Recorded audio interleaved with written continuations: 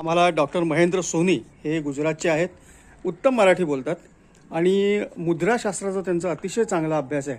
आणि या ठिकाणी आपण जे बघतोय या संपूर्ण पांडव लेणी जे म्हणून म्हटलेली आहेत ही प्रत्यक्षामध्ये बौद्धकालीन लेणी आहेत, कारण सर्व या ठिकाणी बौद्ध धर्माचंच चिन्ह या ठिकाणी दिसतंय.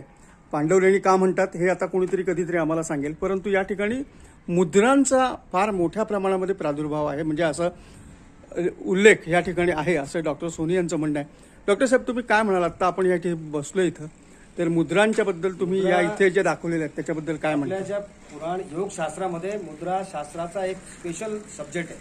हां, वेगवेगळ्या मुद्रांचा. हां, जसं याला अभय मुद्रा म्हणतात, ही हां. अभय मुद्रा झाली. हां, जशी ही शंख मुद्रा झाली. हां, या प्रत्येकाचा आपल्या शरीरावरती वेगवेगळा परिणाम होतो, आपल्या मनावरती वेगवेगळा परिणाम होतो. ज्याप्रमाणे आता या मुद्रावरती वरती ज्या मुद्रा केलेल्या आहे, असा हां. अंगुठा धरून ह्या ज्या मुद्रा केलेल्या आहे, हां, हां, हां, हां. ह्या अभय मुद्रा प्लस शंख मुद्रा, अर्धशंख मुद्रा, याच्याने काय होतं की आपल्या मनावरती जो मन आपलं जे इकडे तिकडे जे त्याला मनाला काय म्हणतो आपण, अशांत असतं मन, हां, हां. अशांत असतं, चंचल मन. चंचल असतं मन.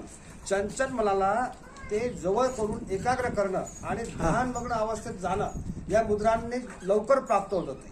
ह्या ज्या मुद्रा बुद्धांनी केलेल्या आहे किंवा बुद्धांचे जे साधक आहेत त्यांनी ज्या मुद्रा केल्या आहे, याच्याने आपल्याला ध्यानची जी गहराई आहे, ध्यानची जी डीपनेस आहे ती लवकर आपल्याला माहिती पडते. अशा बऱ्याच मुद्रा आहे, पण त्यातल्या ज्या मुद्रा यांनी केलेल्या आहे, ह्या मुद्रा तुम्ही जर घरी करून पाहिल्या अशा, तर डोळे बंद करा, लगेच तुमचं मन आणि एकदम शांत होतं, अँझायटी जाऊन जाईल आणि मानसिक शांतता मिळेल. क्रोध चालला जाईल, मन शांत होईल, झोप शांत लागेल. म्हणजे या लेण्यामध्ये येणारे जे कोणी भिक्खू असतील किंवा त्यांना मार्गदर्शन सुद्धा या त्यावेळेच्या ह्या भित्तिचित्रांमधून किंवा या मूर्त्यांमधून करण्याचा हेतू तिथे होता. धन्यवाद सर, खूप चांगली माहिती दिली. धन्यवाद. आपलं शुभ नाव सर? मला संजय वैशंकर, मी रत्नागिरीमधून आलोय. अरे वा, तुमच्या रत्नागिरीला मी आता आठवण केली होती. आता आधीच की आपल्याला रत्नागिरी जायचंय म्हटलं 4-5 दिवसाकरता.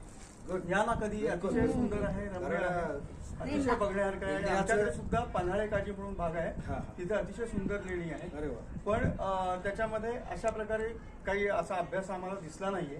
आता सुद्धा इथे मी पाहिलं की ही सगळी बौद्धकालीन लेणी आहे, परंतु म्हटलं जातंय पांडव लेणी. असं का म्हटलं जातं? कारण पांडवांचा काळ आणि बौद्धाचा काळ ह्याच्यामध्ये खूप फरक आहे.